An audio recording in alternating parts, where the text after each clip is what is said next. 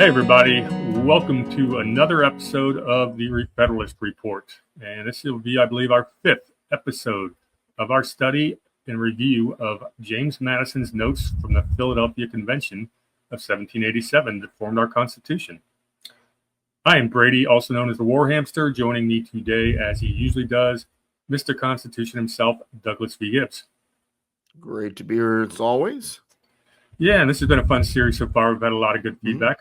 For those of you just joining us, as part of this series, the Re-Federalist Report, we call it the Re-Federalist because our country was originally designed to be a federalist system. We've gotten away from that and become nationalist. And we basically look at current events and also historical events and try to discuss, what was the original intent, what went wrong, and how can we get back to that original intent. This particular series we're looking at James Madison's notes. James Madison, of course, was considered the father of the Constitution.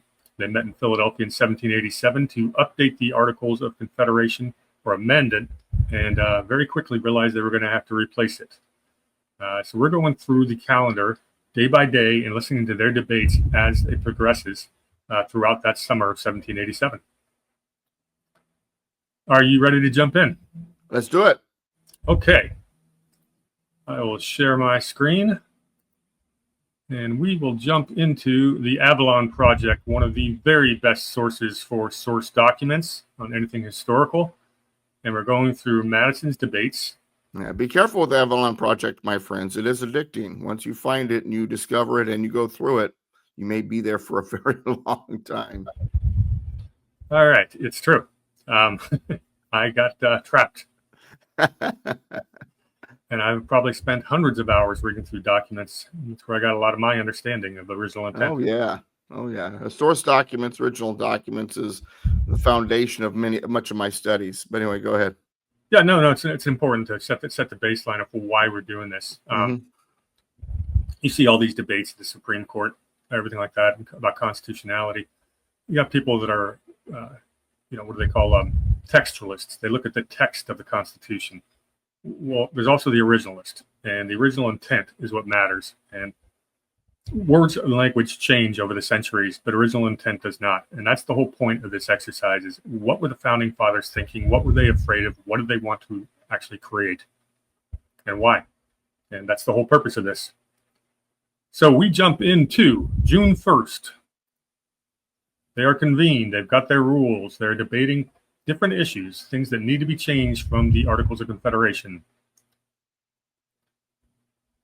William Houston from Georgia takes his seat. The Committee of the Whole proceeded to Resolution 7 that a national executive be instituted to be chosen by the national legislature for the term of X years. Hasn't been decided yet. To be ineligible thereafter, so no second term, and to possess the executive powers of Congress, etc. This is what the executive powers of Congress. Think about that, folks, for a second. All right, go ahead. That's a great point. This is exactly what's going to be debated today. Is what is this new executive branch that didn't exist under the Articles of Confederation? How's it going to be formed? What are the rules around it, and what are its actual authorities going to be? Okay, so we start with Mr. Pinckney, Charles Pinckney of South Carolina. He was for a vigorous executive, but was afraid the executive powers of the existing Congress might extend to peace and war, which would render the executive a monarchy of the worst kind, to wit, an elective one. What's he saying there, Doug? Well, he's saying that the powers, the war powers to wage war, powers to declare wars, was given to the Continental Congress in the Articles of Confederation.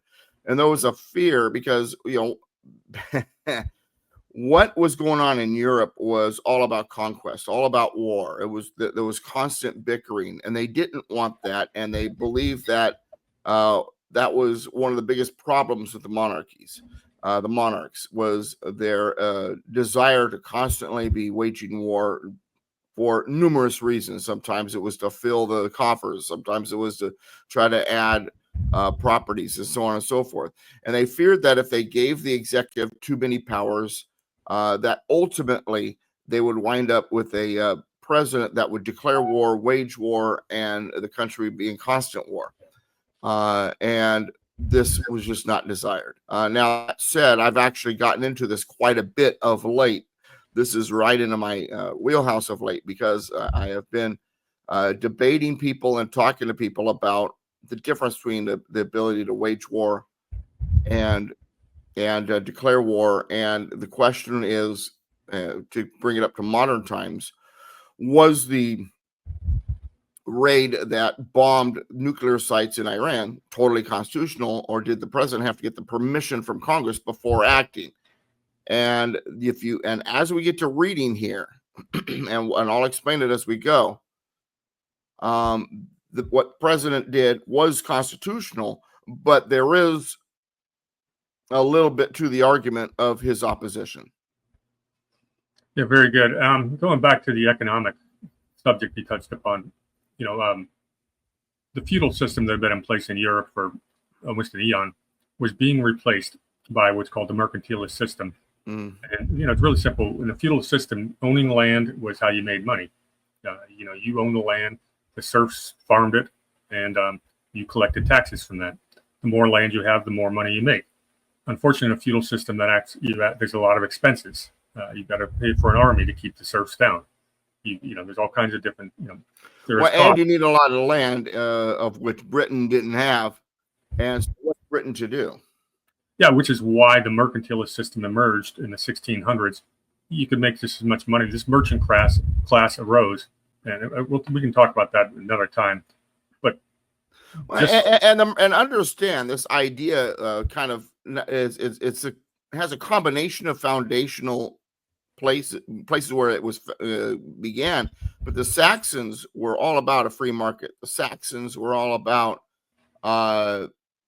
making not only use land to make money, but to do it in a way where with trade and a free market, and allowing the individual to own their own land, all that jazz, because they saw that it was more profitable that way for the country ultimately when an individual does well. At the same time, the Venetian center of the economic world is moving to Belgium, because that's where the Saxons are at the time. And so you see this interesting, what's the right word? Transformation that merges the two. And that kind of gave birth to the mercantilist system. We need to get back to the Saxon end of it. But anyway, go ahead. Yeah, I'm starting to get reluctant to use the term free market, even though that was what they would have called it back then, because the term's been so abused. I use it because I'd rather use that than capitalism, because capitalism was created by Karl Marx. Well, what's the other option? Fair market. A fair market is what we actually want, not a free one. Let's not go down this rabbit hole. Let's just leave that alone for a little bit and jump back into today's topic. The free market is obviously wanted to be fair, but go ahead. That's another debate for another day. Okay. Yeah. So Pinckney, what he's basically worried is that, he wants a vigorous executive, but he doesn't want it to go into the realm of having a power. We're looking for balance here. How do we create someone strong enough to lead the nation, but not so strong enough that it destroys the nation? The way I like to say it in my classes is under the Articles of Confederation, we had a lamb. What we needed was a lion. Problem is, lions kill people. So how do you create the lion, but you restrain it, you limit it? That's what they're looking for here. And not everyone is unanimous on that. No. Mr. Wilson of Pennsylvania moved that the executive consist of a single person. Now, it's interesting he has to propose that, because people that have other thoughts on this, which we'll see in a second. Well, you got to remember, the kingdom of Rome had 10 kings. When they became a republic, they had 2 consuls. And so historically, because the Romans feared putting too much power into one man until Caesar came along, and then they became an empire. When they had one man, it became an empire. They're looking back at history, and they're fearful of the single executive leadership. Mr. C. Pinckney, just remember there's 2 Pinckneys, both from South Carolina. This is the elder of the 2. Seconds the motion, so as to read that a national executive to consist of a single person be instituted. This is what he's proposing and seconding. A considerable pause ensuing, and the chairman asking if he should put the question. Dr. Franklin observed that it was a great point of great importance and wished that the gentlemen would deliver their sentiments on it before the question was put. He's asking for debate. So Mr. Rutledge of South Carolina, animadverted. Have you ever seen that word before? No. Well, I have. I've read it before because I've read through these notes, but other than in these notes, I've never seen it. It says in the 1828 Webster's Dictionary, says to turn the mind to consider or remark upon by way of criticism or censure, or to inflict punishment. I don't know. I thought that was worth. So apparently we have the first meaning here. Mm-hmm. Mr. Rutledge comments on the shyness of the gentleman on this and other subjects. This is all rhetoric. He said it looked as if they supposed themselves precluded by having frankly disclosed their opinions from afterwards changing them, which he did not take to be at all the case, saying they haven't made up their minds. Rutledge is really diplomatic here. He said he's for vesting the executive power in a single person, though he was not for giving him the power of war and peace. This is the argument for having Congress have the ability to declare war. Mm-hmm. A single man would feel the greatest responsibility and administer the public affairs the best. That's his argument for a single executive. Mm-hmm. Next up is Mr. Sherman. Roger Sherman of Connecticut. Yes. He said he considered the executive magistracy as nothing more than an institution for carrying the will of the legislature into effect. The only point of the executive is to do what Congress says. Well, in other words, to execute the laws. Ding, Exactly. ding, ding. That the person or persons ought to be appointed by and accountable to the legislature only, which was the depository of the supreme will of society. Now, that's an interesting opinion, worth discussing. Well, first of all, what it's saying is the courts, especially inferior courts, could not micromanage the president. Now, that also means, though, that he could not make individual decisions on his own at all without the full permission or at least advice and consent of Congress. He's also suggesting, and it's just one of the things that's debated today, is how do we get our executive, whether it be a single person or a body of people, and he wants it to be appointed from Congress. Mm-hmm.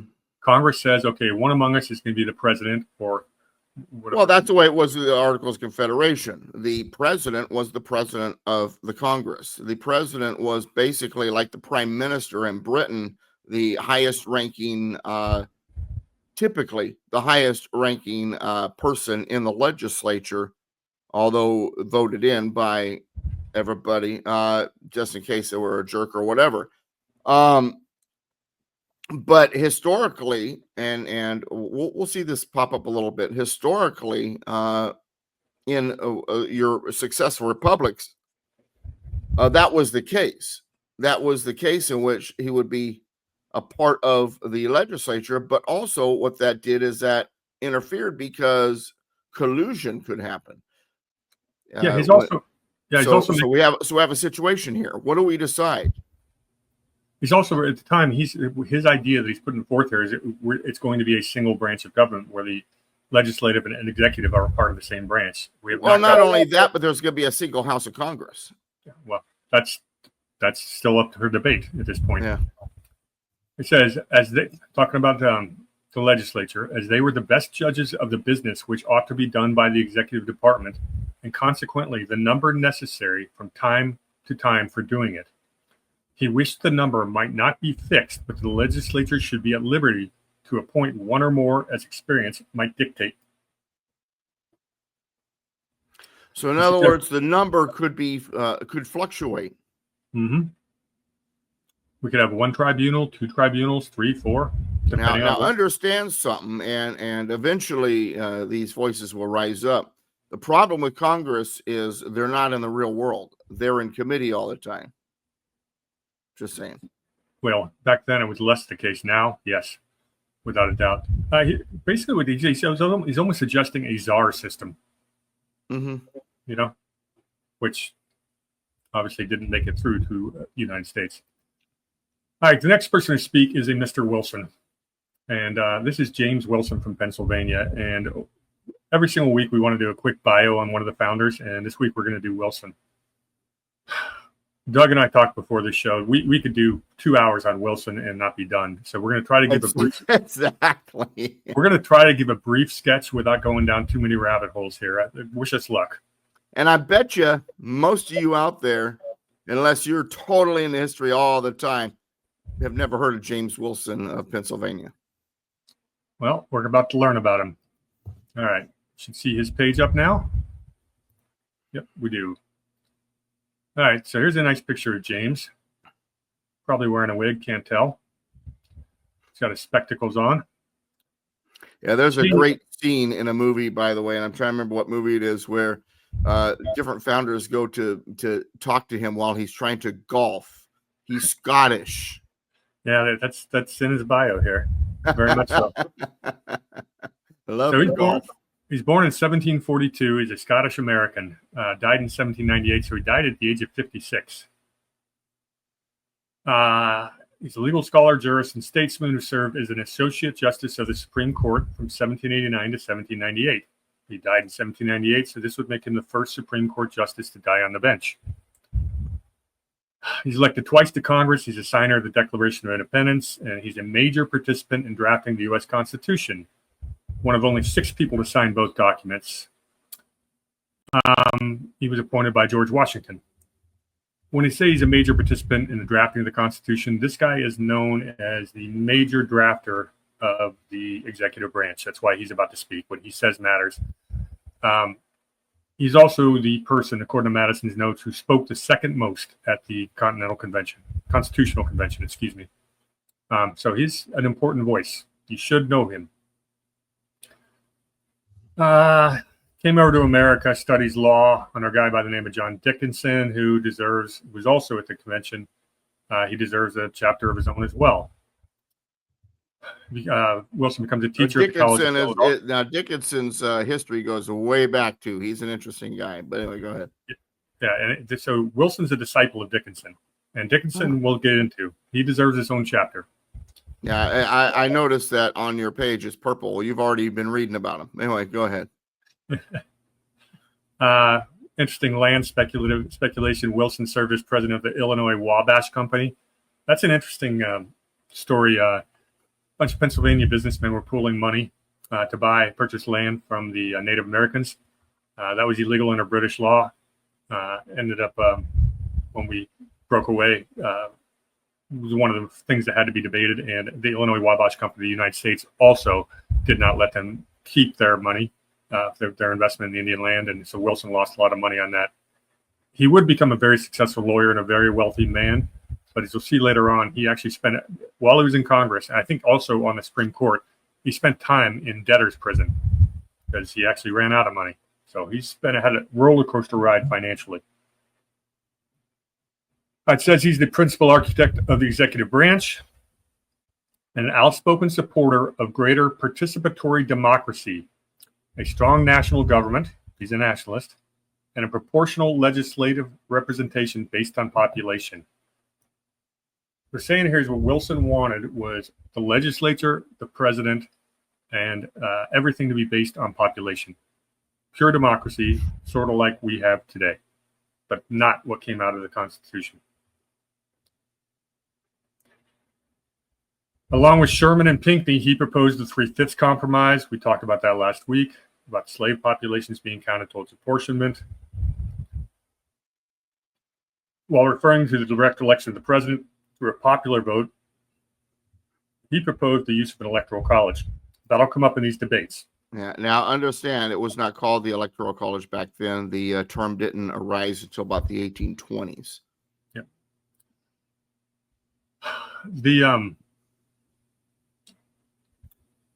Following the convention, it's time to get it ratified in all the states. He campaigned for the Constitution's ratification, and his speech in the State House yard was reprinted in newspapers throughout the country. It's one of the most important speeches in American history. It deserves an entire show in and of itself, but I'll let Doug. I'll give the outline of it, and Doug can hammer it home. He's arguing for ratification of the Constitution. He is one that thinks that the Bill of Rights is redundant, so he's arguing against it. The anti-federalists, the three that would not sign the Constitution, didn't want to do it because there was no Bill of Rights. The anti-federalists were demanding a Bill of Rights, and many of those who were in convention, like James Wilson, and originally Madison, although he changed his tune later, opposed the Bill of Rights because Mr. Warhamster here said there was a redundancy. What he means by that is the Constitution was designed to give authorities to the federal government. So, in other words, for example, Second Amendment, just to use that as an example, shall not be infringed. There was no authority for the federal government to make any laws regarding guns in the first place. So it was redundant. But the fear was just because they weren't given the authority, because they weren't told they can't, the federal government may still do it, was the attitude. You can draw your own conclusions on what you think would happen if it had been otherwise yourself. All right, this is a really good summary in Teaching American History on James Wilson's State House speech, and I'm just going to read a couple paragraphs. This is really important, though, to what the State House speech was all about. Wilson argued that at the state level, a Bill of Rights is necessary and salutary because every power which is not reserved to the people is given to the government. But a Bill of Rights is superfluous and absurd at the federal level because everything which is not given is reserved. It's an incredibly important point in terms of the origins of the Bill of Rights and why we have it. We've done an entire show, Re-Federalist number 5, on my channel, if you want to go back, on the origins of the Bill of Rights, and we get into that a little bit more. Both supporters and opponents in the ratification debates invoked Wilson's theory of distinction. Randolph would repeat Wilson's argument at the Virginia Ratifying Convention in 1788. And on August 12, 1788, Hamilton made it in Federalist 84, the last essay published in the New York Packet, but the first in the Federalist paper, in the Federalists, to deal directly with the Bill of Rights controversy. Mind you, there was 87 Federalist papers, so this is one of the later ones. And so it took a long time for them to even directly talk about the Bill of Rights, because for the Federalist papers, getting the thing ratified wasn't about the Bill of Rights because it hadn't been created yet. But they realized they needed to address the Bill of Rights because there was such a high demand for a Bill of Rights. Yeah, this is actually the deciding factor on whether we got the Constitution or not. It is one of the 2 or 3 biggest arguments in the ratifying conventions. Mm-hmm. Going back to Wilson, he would join the Supreme Court. Wilson experienced financial ruin in the Panic of 1796 and 1797 and was sent to debtor's prison on 2 occasions. You know why I love this? This guy's sitting on the Supreme Court of the United States and yet gets sent to debtor's prison. How about having no titles of nobility or honors for public office? Isn't that beautiful? All right, in August 17th. But he didn't lose the seat, though. No. I guess that wasn't because when they talk about good behavior, they're not talking about your personal behavior. They're talking about your political behavior. And, of course, now that said, breaking laws, of course, would influence bad behavior and get someone knocked off the court. That's a different discussion for a different time. Go ahead. Yeah, making bad investments is not a crime. Yeah. Born in Scotland, married twice, had 6 kids, 5 of them survived, et cetera, et cetera. Ended up being a real big factor in the University of Pennsylvania, or Penn U. Began to study law under John Dickinson. Going on, talked about his religion. Was he Presbyterian, Anglican, Thomasism, or deism? Although it's deemed he likely eventually favored some form of Christianity. In the American Revolution. And they're basing that on his visit to churches and some of his writings. But yeah, when he wrote, he was quite ambiguous about what he believed. but he did believe. I do know that he believed in biblically in the Bible. It was, so when they say theist, they don't mean atheist. They mean that he believed in God, just not in an orthodox manner. But we know that he believed about the strict view of the Bible, because one of the quotes that I have by him, he says, in the 6,000 years that this earth has been, well, the 6,000 years, that's a biblical thing. And, there's 2,000 years from Adam and Eve to Abraham, 2,000 years from Abraham to Jesus, and 2,000 years since. So when you hear someone talk about, especially in history, the 6,000 years, that's a biblical reference. So he's a young earther. He's a young earther. One of the original ones. Well, probably not one of the original ones, but one of the original ones in American history. Yeah. And interestingly enough, and I don't have it in front of me, but the quote I'm referring to, he is defending life in the womb. Oh, interesting. They're talking about that back then. They couldn't possibly have. They didn't know about. Yes, they did. Anyway, why don't you bring that quote to the table next week, if you don't mind? Okay. I would like to read that. I don't think you've ever shared that one with me. All right. A little bit more about Wilson, because this next paragraph is really good. In 1774, Wilson published Considerations on the Nature and Extent of the Legislative Authority of the British Parliament. This is must read, people. Do yourself a favor. Just grab that exact quote, do a search, read this thing. It's one of our more important founding documents. In this, it's one of the sparks that set the fire. In this pamphlet, Wilson argued that the Parliament had no authority to pass laws for the American colonies because the colonies had no representation in Parliament. No taxation without representation stems from this. And I want you to understand something. This is a spark that didn't get the notice of historians. We don't talk about that spark. We talk about Common Sense by Thomas Paine. This was a year before Thomas Paine's Common Sense. Indeed. And it's quoted. It's quoted in a lot of founding documents. Yes. It presented his views that all power derived from the people. When you're a subject of a British monarch, how's that going to go over? Right. Yet he wrote that the people owed their allegiance to the British king. A denial of the legislative authority of the British Parliament over America is by no means inconsistent with that connection, which ought to subsist between the mother country and her colonies. So he's arguing for the rights of the people, but he is not a separatist at this point in time. He's not a revolutionary. Well, he's sort of like the Puritans were before the Pilgrims came over here. The Puritans believed that the differences in opinion with the Church of England could be reconciled eventually. And the Pilgrims said, no, the only way to do this is to separate. Same dynamic here. And the reason why I bring that up is it's interesting because we see these cycles over and over. Yeah, and remember, he's from Scotland. A lot of the Scottish in America ended up being Tories. They were more loyal to the king than people that came from other places. Right. Like you said. Which is interesting considering the history of Scotland versus England.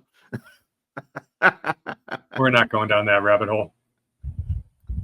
I just read a great piece on, I'm reading a great piece on Ireland, but we'll talk about that another time.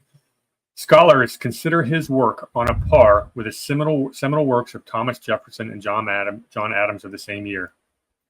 However, it was actually penned in 1768, perhaps the first cogent argument to be formulated against the authority of the crown. So he's arguing for limited authority, but loyalty. Well, and that's why, remember, I brought up Common Sense by Thomas Paine, and that's why this one doesn't get the brouhaha that Common Sense did, because Common Sense said, therefore, we need to be out of here. Some scholars see Wilson as a leading revolutionary, while others see him as a reluctant elite revolutionary reacting to the stream of events determined by the radicals on the ground. Goes on to talk about his war history as a brigadier general. It's important. He served on the Committee of Spies with Adams, Jefferson, Rutledge, and Livingston. in the war. George Washington's spies, something we've talked about a lot. Served in Pennsylvania, etc. During the war, Wilson took a position as Advocate General for France in America, dealing with commercial and maritime matters, and legally defended loyalists and their sympathizers. He would hold this post until his death. So that's about all we're going to do on Mr. Wilson, because we're getting into the Constitutional Convention. And but an interesting guy, huh? Oh, absolutely. And what I tell people when people ask me about him, which is rare, but it does happen, is he leaned kind of towards Hamilton, but he understood the Constitution and was a necessary component in the convention. And he's very highly respected. Highly respected. Yeah, highly respected. Well, like I said, one movie I saw, it was something in the 60s. I think it was about the convention and all that. And he's out there golfing, and founding fathers are seeking him out to talk to him, ask his opinion. And it was a great scene, by the way. I have to remember what movie that was. It was one of the 1776 movies from like the 60s or something. But anyway, continue, please. Or maybe early 70s. Anyway, go ahead. All right. So Mr. Wilson stands up to speak. He prefers a single magistrate, as giving most energy, dispatch, and responsibility to the office. He did not consider the prerogatives of the British monarch as a proper guide in defining the executive powers, which is interesting. Yeah, in other words, he's saying, hey, we have a problem with their system. To use it as a guide is folly. We need something totally different. Some of those prerogatives were of legislative nature. It means it's not the executive's job. The monarch has power to do both or all. And you see the same thing in the parliament now, with the prime minister being a part of the legislature, having legislative powers. Excellent. Among others, that of war and peace. Apparently, that's a big topic, the ability to declare war. The only powers he conceived strictly executive were those of executing the laws and appointing officers not appertaining to and appointed by the legislature. Now, this little blurb right here gets into the Constitution. And as Doug likes to, opine about, the executive branch is supposed to execute the laws. The appointing the officers is something the executive branch does to this day. And of course, the check on that would always. Let me say it this way. He nominates them. They're not appointed till the Senate approves with confirmation. And see, originally they're talking, he's appointing. This idea of there being a second tier of decision on whether or not that appointee gets to take their seat by the Senate, advise and consent powers, is not being discussed yet. Yes, that comes later. Okay, following him up is Mr. Gary. He favored the policy of annexing a council to the executive in order to give weight and inspire confidence. Could that be the cabinet? That's my thought exactly. That's exactly my thought. Well, and if you read the Constitution, it says that the department heads, his cabinet, what we call it now, that the president would that he not only would seek their advice, but that advice would be given in writing, because transparency was a big deal to these guys. I wonder if Hamilton's licking his chops at this point. Yeah. Mr. Randolph strenuously opposed a unity in the executive magistracy. He regarded it as the foetus of monarchy. We had, he said, no motive to be governed by the British government as our prototype. He did not mean, however, to throw censure on that excellent fabric. If we were in a situation to copy it, he did not know that he should not be opposed to it. So Gary is keeping himself open to, a constitutional monarch. Well, and a person who's skilled in political science recognizes in the beginning of any debate that they must give audience to all ideas and consider all possibilities. It's sort of like a scientist, if you've ever seen the movie Contact with Jodie Foster, and they ask her near the end of the movie, well, is it possible? And well, as a scientist, I have to say that's possible if there's no empirical evidence saying it isn't. And that's kind of Mr. Gary's position here.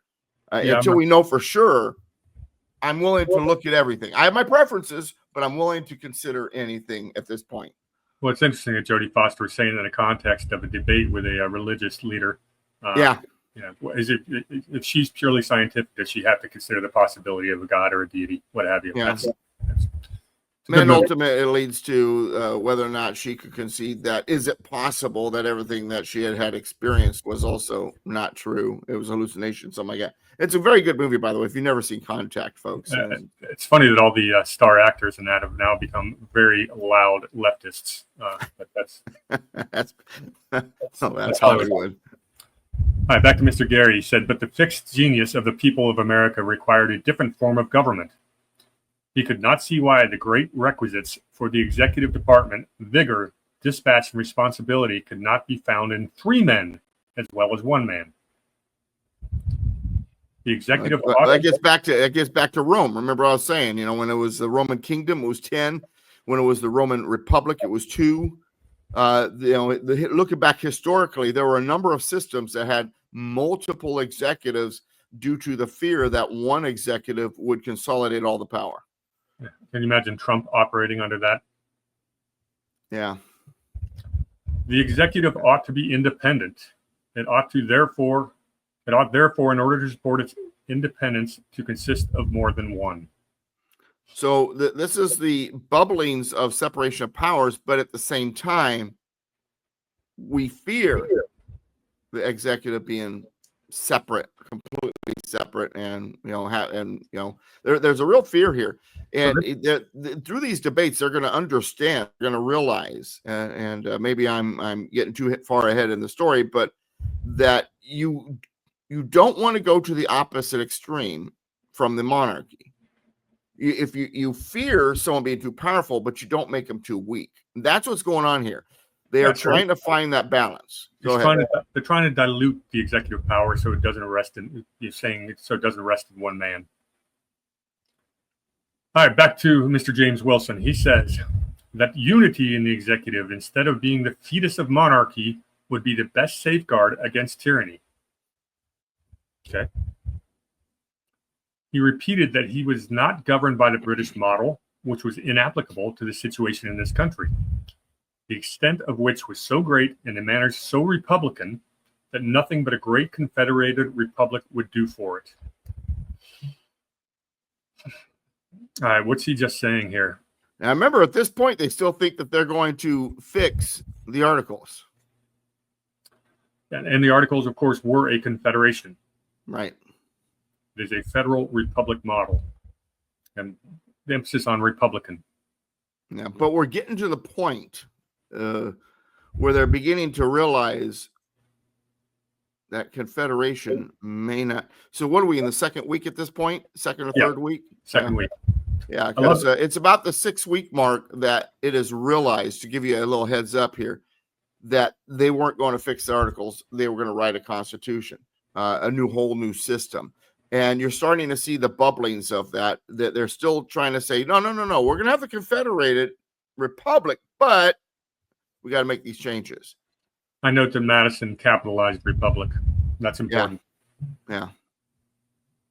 Mr. Wilson's motion for a single magistrate was postponed by common consent, the committee seeming unprepared for any decision on it, and the first part of the clause agreed to that a national executive be instituted. So they just agreed we're going to create an executive branch. We'll get back to what that's going to look like. Mr. Madison, speaking about himself in the third person, thought it would be proper before a choice should be made between a unity and a plurality in the executive to fit the extent of the executive authority. We'll get back to it. That a certain powers were in their nature executive and must be given to that department, whether administered by one or more persons.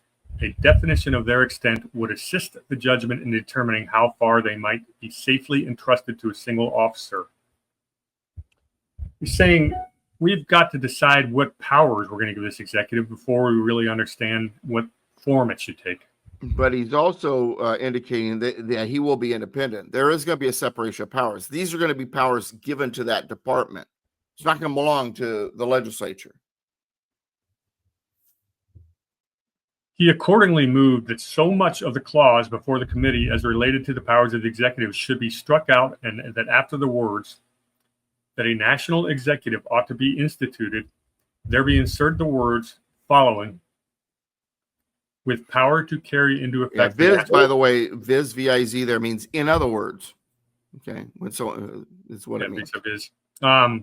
With power to carry into effect the national laws to appoint to offices in cases not otherwise provided for, and to execute such other powers, not legislative nor judiciary in their nature, and as may from time to time be delegated by the national legislature. So a lot of that sentence ends up in our final draft. Mm-hmm. The words not legislative nor judiciary in their nature were added to the proposed amendment in consequences of a suggestion by General Pinckney that improper powers might otherwise be delegated. And now understand, once again, get back to separation of powers. You have legislative, you have judiciary, judicial, and then you have this third thing. And they're calling them the executive, to execute, to carry out, to carry into effect national laws. But they don't want it to be legislative or judiciary. This is the influence of Montesquieu. Montesquieu being a French writer that they all highly respected. Indeed. Montesquieu and Locke are all over these debates. Mr. Wilson, absolutely. James Wilson seconds this motion.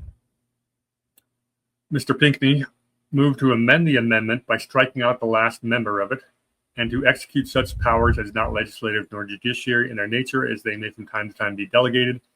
He said they were unnecessary, the object of them being included in the power to carry into effect the national laws. In other words, by saying his job is to execute the laws, you don't have to say it's not legislative and not judiciary, because the legislative and the judicial can't carry out laws. And this goes back to Polybius. Polybius, Greek philosopher, which was also studied by most of these guys, said that the lawmakers must not be the lawgiver and the lawgiver must not be the lawmaker. Once again, separation of powers. This is something they understood. And so by saying his job is to carry into effect in the national laws, to execute the law, that right there says it's not legislative nor judiciary. Therefore, the term is repetitive, redundant. Agreed, indeed. Mr. Edmund Randolph would second that motion. Mm-hmm. So Madison responds. He says, I did not know that the words were absolutely necessary, or even the preceding words to appoint to offices in a whole being perhaps included in the first member of the proposition. He did not, however, see any inconveniency in retaining them, and cases might happen in which they might serve to prevent doubts and misconstructions. He's arguing for clarity in language. Absolutely. And as we've seen 250 years later, clarity is very important, because many things have been misconstrued. Mm-hmm. In consequences of the motion, Mr. Pinckney, the question of Mr. Madison's motion was divided, and the words objected to by Mr. Pinckney struck out. The vote comes down 5 to 4 to 1, relating to the mode of appointing and the duration of the executive being under consideration. I'm not going to go through the roll call vote. The one being a split vote, which happened quite often, usually from Connecticut, I believe, because Sherman didn't always agree with the other Connecticut delegates. Mr. Wilson then said he was almost unwilling to declare the mode which he wished to take place, being apprehensive that it might appear chimerical. He would say, however, at least that in theory, he was for an election by the people. He wanted a popular vote. Experience, particularly in New York and Massachusetts, showed that an election of the first magistrate by the people at large was both a convenient and successful mode. The object of such choice in such cases must be person whose merits have general notoriety. Now, let me address this for a second. James Madison, in his writings, later would recognize the dangers of democracy, but then also explain that as you get closer to the people, democracy grows. So in other words, at the federal level, democracy should be held at a bare minimum, which is what they did with the Constitution. Ultimately, the only democratically voted in office at the federal level would be the House of Representatives. At the state level, you would get a little bit more democracy. By the time you got down to municipal, democracy would be the majority part of the system. In other words, democracy is good when it's a direct relation to the people. It's bad when you go into the more national governments. Yeah, because you don't actually know the people you're dealing with. When you know the people locally, it's not just knowing the people, but being of that place. I mean, it's like I tell people: would you want, when in Washington, deciding what should go on, whether or not you need a stoplight at a particular intersection in your community? They don't know the region, they don't know the people, they don't know the way people drive, they don't know whether or not that's a dangerous intersection or not. The locality does, and the people are going to then vote in the people who are of their area to handle those issues. And you got to remember also, the federal government was originally intended not to be involved in domestic issues anyway. Yeah, we've gone down that slippery slope quite a bit in the last 250 years.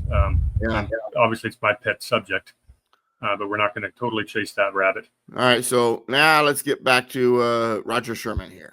Yep. Sherman was for the appointment by the legislature, not a popular vote, and for making him absolutely dependent on that body.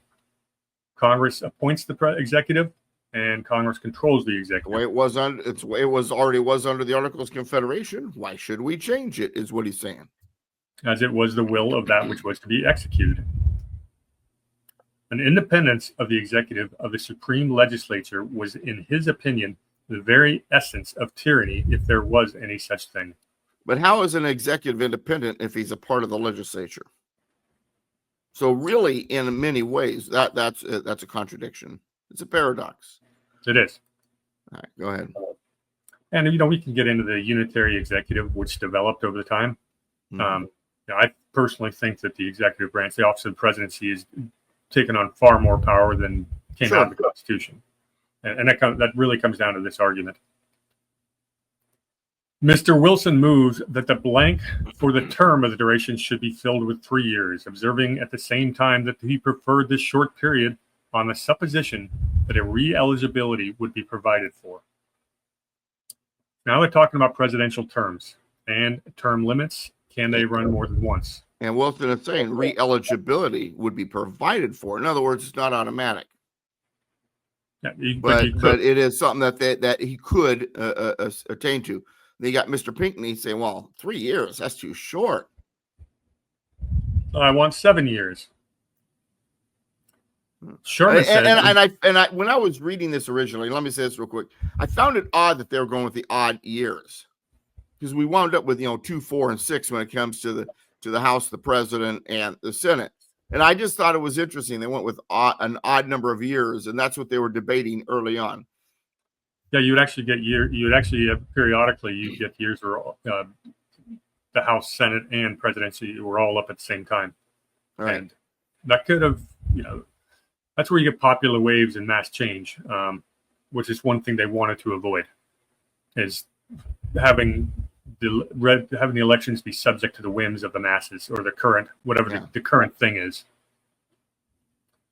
Mr. Sherman was for 3 years and against the doctrine of rotation as throwing out of office the men best qualified to execute its duties. If you got someone good in there, let them stay. Mm-hmm. Now, mind you, understand, as they're debating this, the term of the president of the Congress at this point was 1 year. Yeah. And obviously that was very ineffective. Yeah. I mean, you have time to get your feet, you barely have a time to get settled, and all of a sudden you're packing your bags. Right. Especially considering they don't spend 12 months in D.C. back then. Mr. Mason was for 7 years, at least, and for prohibiting a re-eligibility as the best expedient both for preventing the effect of a false complacence on the side of the legislature towards unfit characters, and a temptation on the side of the executive to intrigue with the legislature for a reappointment.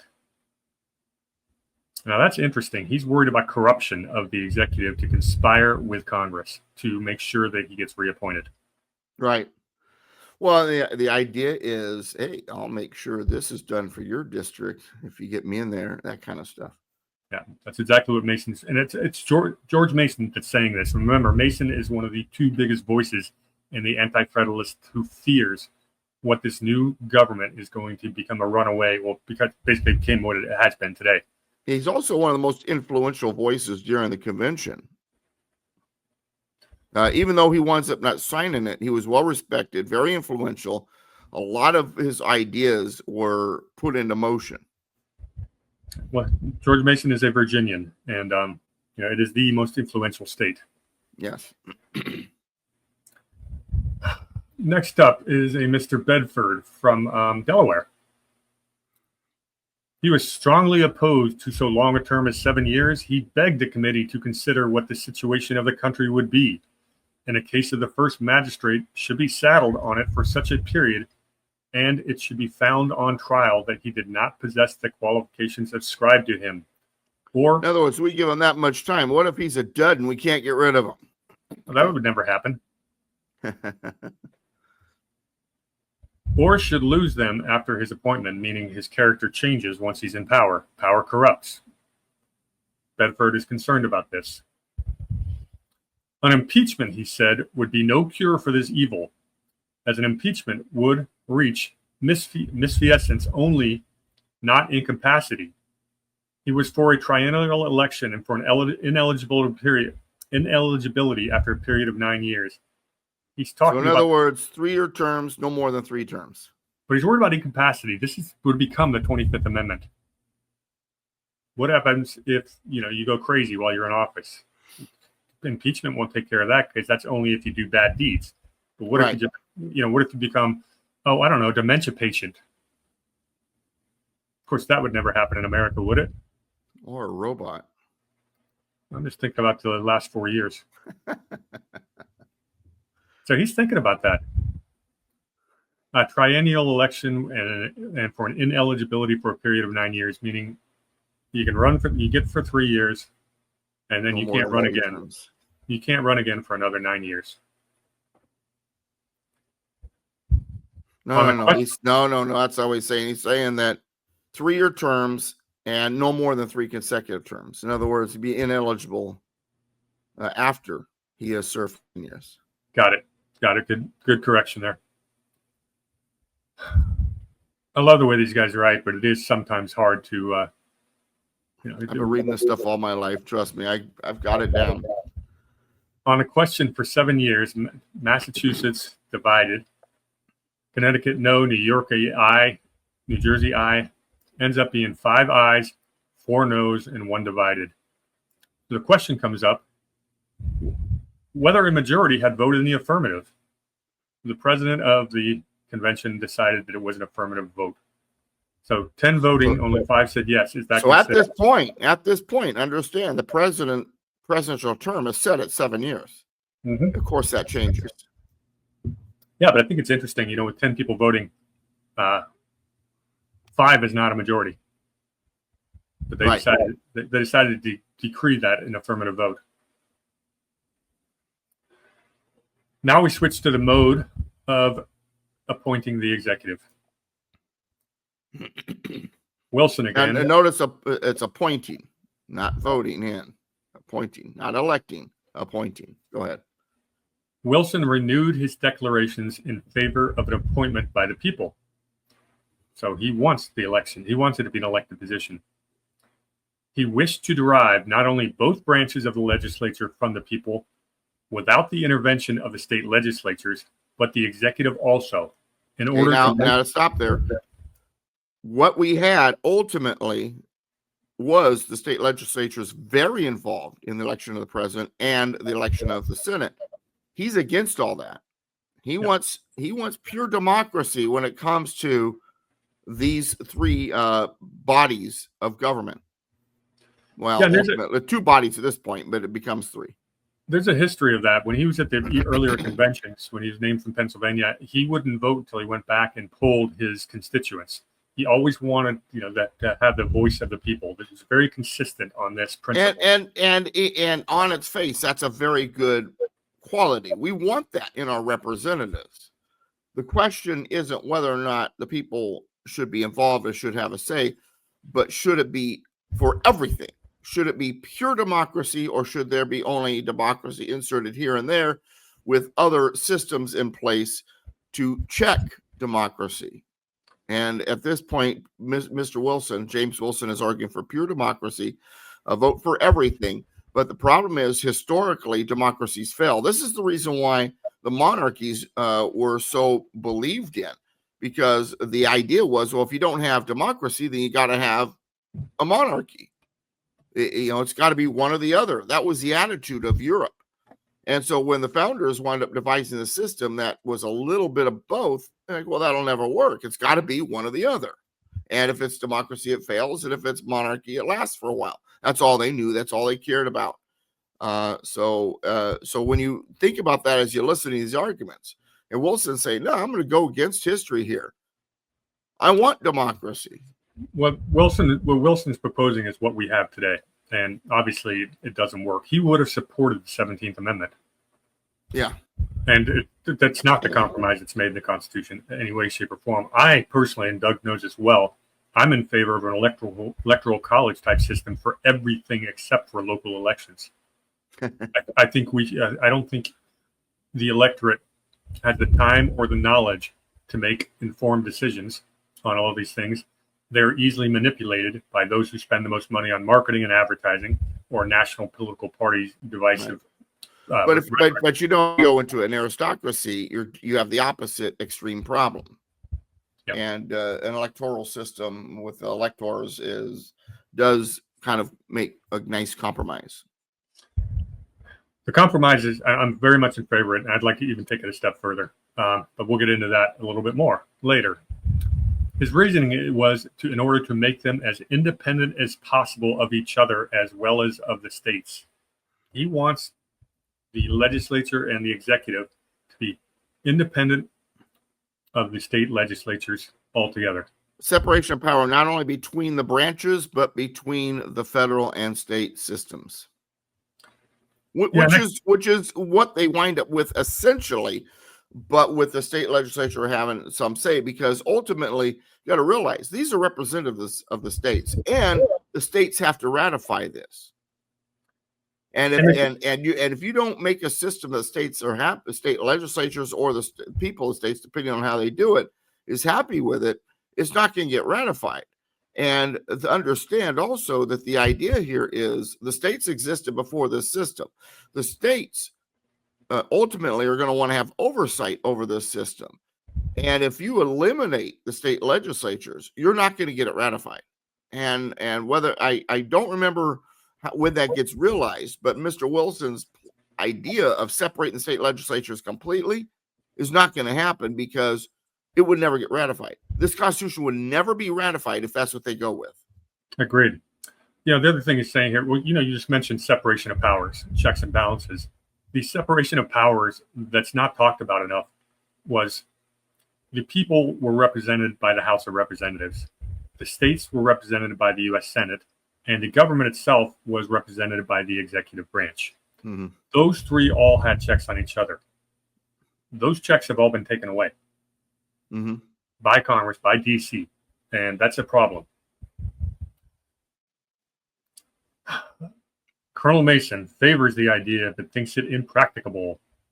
He wishes, however, that Mr. Wilson might have time to digest it into his own form.